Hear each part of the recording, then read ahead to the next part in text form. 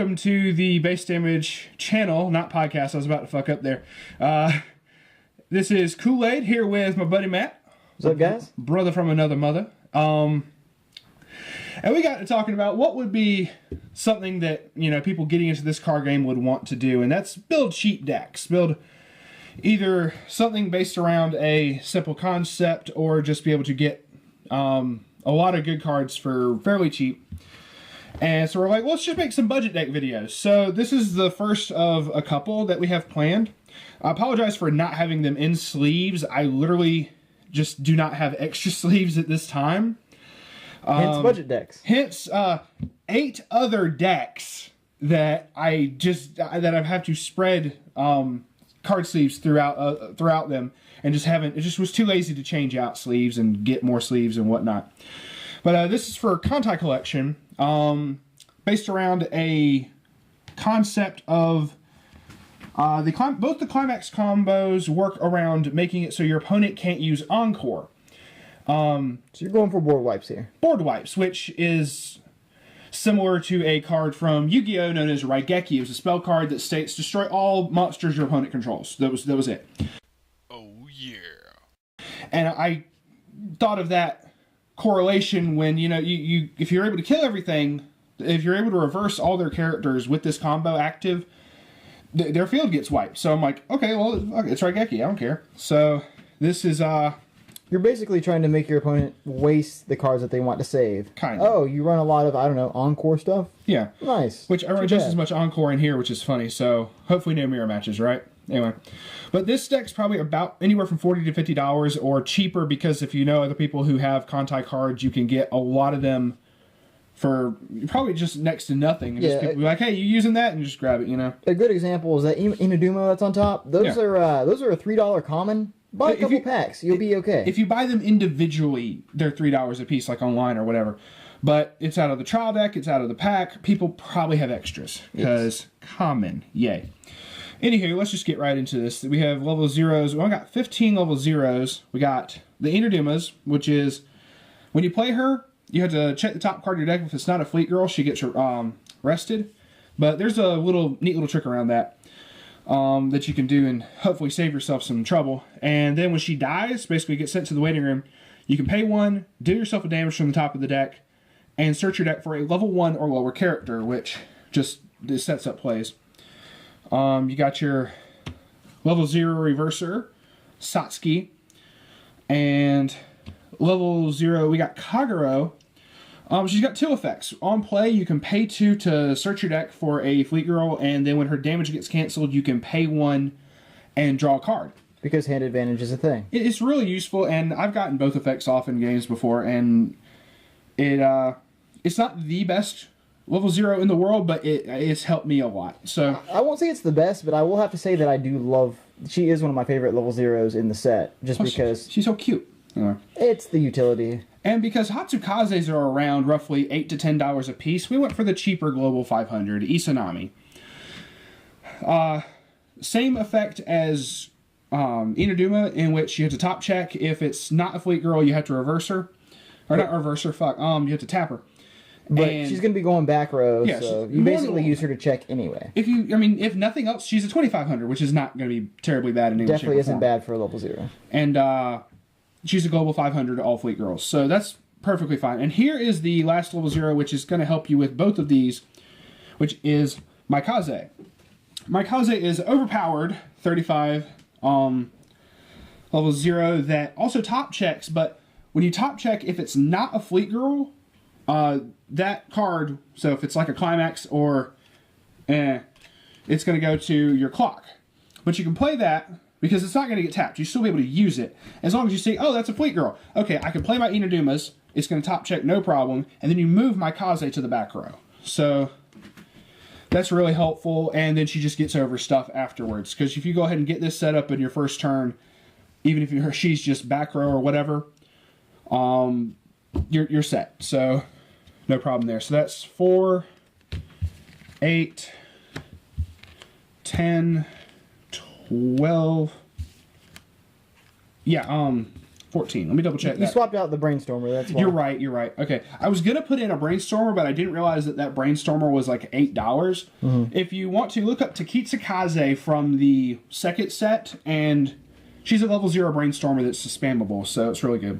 But I'm going for budget here, not too terribly much. Not for, even if it's just a 1 card and it's that expensive, I wouldn't worry about it though. Okay, so the level 1's Compass. If you've played Kantai or played against Kantai, you know Compass. No. So many games have been won and lost because of this card. Sad but true.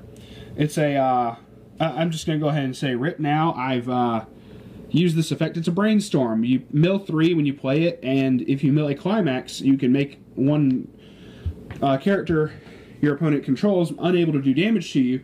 I have done this before and milled 3 climaxes. And I'm like, wow, nothing would have been negated. Compass fuck. You know, literally. So, yeah, hashtag Team Compass fuck. But still, if you know, well, this last hit would be the thing to kill me for the game, you can play this and you're fine. And hopefully be able to see the light of day. Or at least live one more turn. You got Sakawa. She's just a little assassin. Every time another fleet girl attacks, she gets 1,000. Shimakaze Kai, not the $20 OM Jesus combo of stupidity, but when you swing with her, you can give another fleet girl on the field 500 for every other fleet girl you control. So the way that's worded, if you have a full field and you swing with her, you can give another fleet girl 2,000 power. Just saying, she doesn't count herself in that, so she can give anywhere from 500 to 2,000 power. So in those increments of 500. And just really good for being able to get over stuff, considering you're going to have some other cards here in just a bit that's going to help you get over stuff both offensively and defensively. You got your backup, which, Kaidai? Kaidai. Okay, making certain I said that right. She's costless, so that's always good, but she's a 1,500 backup, and she's going to combo with something else in a second here. You got Yahagi, who is really good. She's a Clock Encore. She's a cost 1, but that's fine with Clock Encore and what she's able to do with at least 6,000.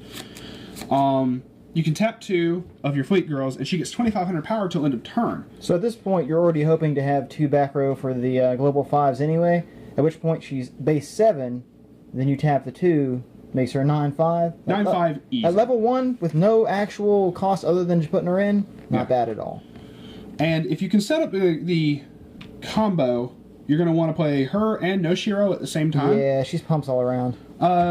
If you use an act, you can give a character you control 1,500 power until end of turn, which backups are acts. So you can play her for free with her on the field, give the character that's fighting 15, then use her effect to give something else 15, or give that all to the same character, making them plus 3,000 for nothing. And don't forget her second ability that you're not going to use too terribly often, but you can pay 1 stock to give a light cruiser plus 2,000. Oh, look, Yahagi's a light cruiser. So if you want to run over stuff. I mean, you can do that. Use her act, make her plus 25. 85, then that makes her a 10k just off of these effects that you didn't pay anything for. And if you absolutely have to, in case you don't have the back row, pay 1, give her 2,000, give her another 15. It's interesting ways you can go around that, considering you do have another backup in the deck. But moving right along here, we still got a couple level 1s to go through. So let me just scoot this all down. I didn't realize my space here was... First climax combo of the deck, a Matsukaze. Basically, as long as you have the spin trigger in the climax area, you go, you swing with her.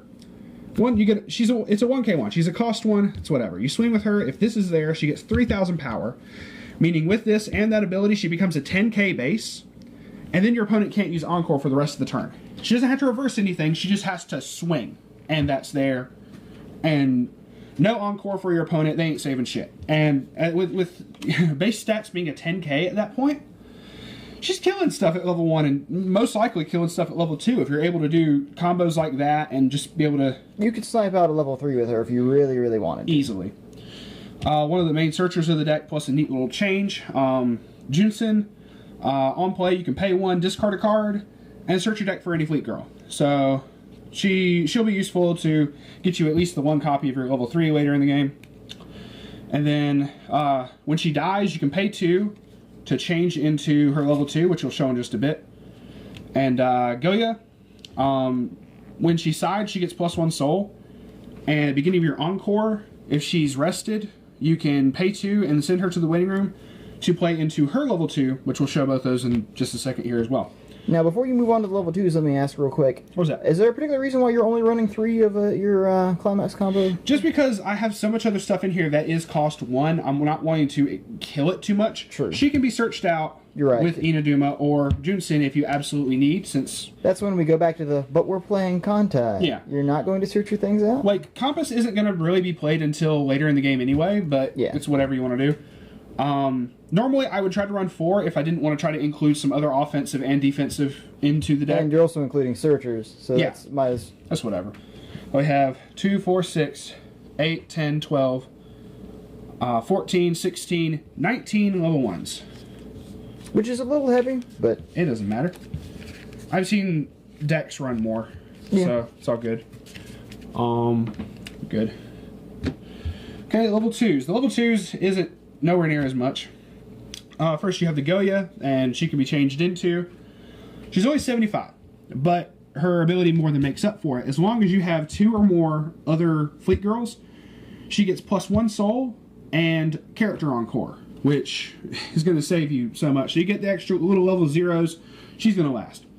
Then you have the level 2 Junsen that can also be changed into couple abilities. One, she has an act, which is free cost as well, so that'll also combo with the Noshiro. You can tap a Fleet Girl to give her specifically 1,000 power. Yeah. So yeah. I've used her to some devastating effect in a deck of mine. So that, and then every time another Fleet Girl swings, she gets another 1,000 power on top of that. So she can boost herself up by 4,000 total before everything else. The last one being the obligatory anti-change Zuiho. The main Hodo. The main Ho. Pay 1, 2,500 backup, and also when you use the backup, you can pay 2, deal yourself a damage, and you can send a character your opponent has that has a higher level than your opponent's current level, and send it to the bottom of your opponent's deck. It's anti-change. It's really effective, and it's saved me games. This card has saved me games. Oh, you're asking, wait, it's blue? For anyone just getting into the game, character backups do not check color. So you can always include 1 copy of Zuiho in any Kontai deck you run. Since it says that it goes directly from your hand into the graveyard, since it never hits the field. Yeah, this is basically along those lines. So, and then the other Climax combo of the deck, plus your main thing that you're going to be trying to get, Yamato. This is the only level 3. Mostly because you only need 1 copy for the Climax combo. If you have more of her, she just stacks a bigger buff. And seeing as your level 2s can get over level 3s, if you're playing... Hell, with Amatsu you can get over level 3s anyway, big enough. That's true. But level 1s and level 2s are going to get big, so you don't really need the level 3s that badly. Yeah. But she's got 2 abilities. The first is on play, heal 1. Always good. So if you want to be able to play you only need 1 for the combo to be able to go off. But if you want to play more to be able to heal off some damage, by all means, do whatever you feel is necessary. And then she has Climax combo with the shot, 1k1. Basically, just when she swings, if this is in play, all your characters get plus 2,000 power, and your opponent can't use Encore. So, yeah. Plus 3,000 to everybody. Because 1k1 already. So, she alone's going to be 13. And if you have anything else, if you've been able to use your Noshiro combos or whatever, because Noshiro is going to be in the back row for most of this, you can easily get other stuff up fairly high. It's not going to snipe anything like Titans by any means of the imagination, but it's also whatever. Mostly also because she is like a $2 card. It's kind of sad because she is indeed a double rare. She's a double rare plus, which, if you look at the other double rare pluses, haha, Musashi, $20 to $25, it's a little too much for me. And then the Climax spread is, they're all 1k1s. You got Yamato's, and you got Amatsukaze. So you have shot trigger and spin trigger, which both have... This shot trigger has won me games. Like just shot triggers in general have won plenty of games where it's like, oh, well, I need to deal like 1 damage to you, but this is going to be more than 1 damage type thing. And then I trigger this and just watch them cry. Like, you better have 2 climaxes, bro. Yeah, I've done it. For those who don't know, it basically means when you trigger this, if the character that's damage is currently being dealt, if that damage gets canceled, you try to burn your opponent for 1. So, it's real fun. At which point you might as well explain the spin as well. Good point. Spin trigger. When it triggers, you can bounce a character your opponent controls back to their hand. So, well, like I said, this thing may not be able to kill Titans, but if you just so happen to proc this playing against something like Titans, I just use that as a reference because that's the biggest number I can think of. Get big. You can use this and go, get off the field, and be able to wreck their combos. It's whatever. Or just other things that are aggravating. It doesn't matter. So, it's very useful. Also, let's say they have a big character and you want to be able to bounce off the field. They have to be able to pay. You have to worry about reversing it. They have to worry about paying the stock again, and that makes them potentially waste more resources. It's whatever. But that is the entirety of the deck. Once again, I apologize for not having sleeves. I realize this is fairly lengthy, so we're just going to end it on this right here. But yeah, the Raigeki, quote-unquote, deck that I made a variation of it because I had Musashi's at the time, and I went undefeated with this deck for a good month and a half, maybe. Which is not bad for a 40 card deck. Just based off this concept, yeah, it's amazing. Like I said, $50 at most if you find people who have the spare cards that they're willing to just let you have. You're good. So probably had to rate this about like a medium budget, since you can go up to 50 if you wanted to just straight buy it, like buy the cards online or whatever. But yeah, thank you very much for watching. Hope y'all have an awesome day. Please like, comment, and subscribe, and peace out for now.